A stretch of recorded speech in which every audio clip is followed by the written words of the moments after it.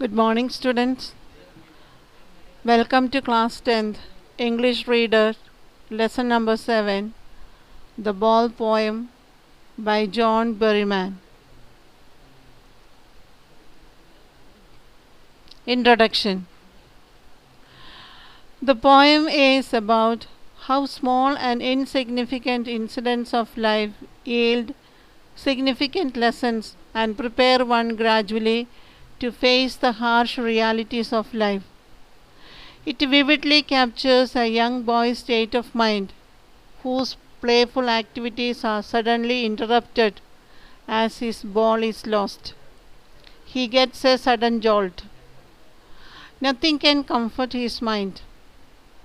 But this insignificant incident is not something meaningless. It has a greater meaning which prepares one to face those intense moments when life snatches what is very dear to us. Summary. The poem talks about the miserable condition of a boy on losing his ball.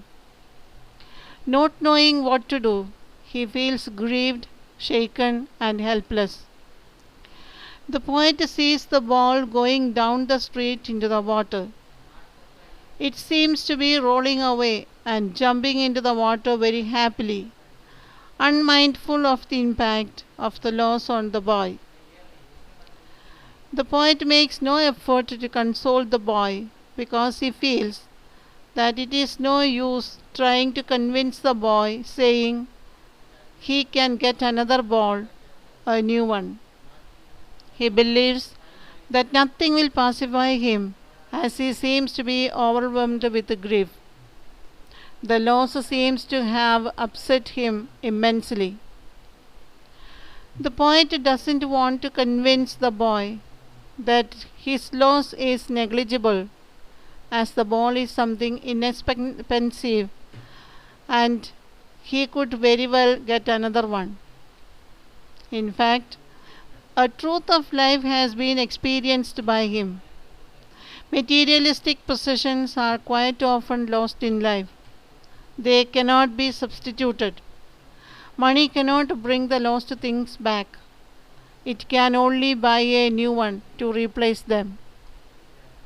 The boy is getting the first hand knowledge of what it feels on losing something dear to one's heart, and how one has to summon moral courage to be able to bear the loss and get reconciled to the fact of losing the possessions one is fondly attached to. Theme. The theme of the poem is much deeper than it appears to be on the surface. The poet narrates an incident in the life of a child when his ball is lost and cannot be retrieved. The loss leaves the boy the grief stricken, as it is his first experience of the loss of a possession.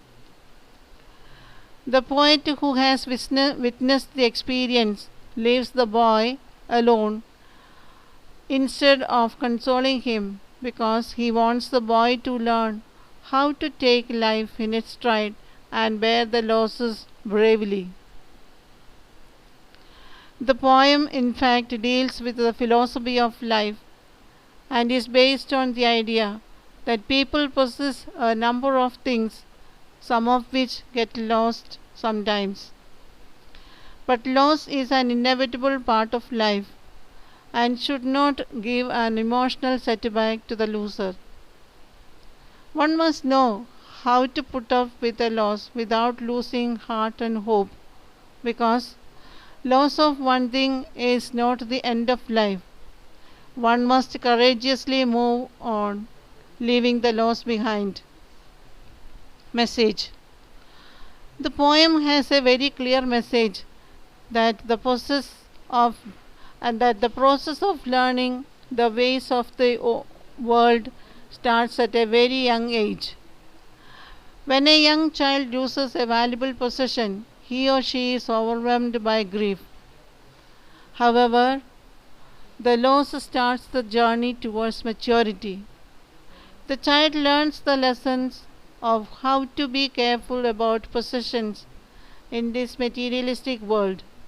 Moreover, if the child is not consoled and the lost object is not replaced by anyone, the child gets a training in how to put up with a loss and move further, overcoming the grief, as well as in how to be careful about his or her belongings.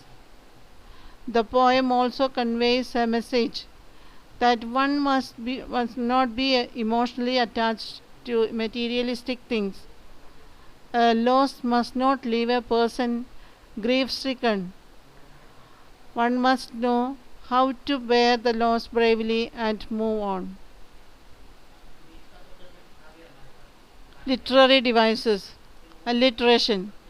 Alliteration is the occurrence of the same sound at the beginning of adjacent or closely connected words. Examples: balls, balls will be lost always. Here the poet has repeated B sound. And no one buys a ball back. Here the poet has repeated B sound. Repetition.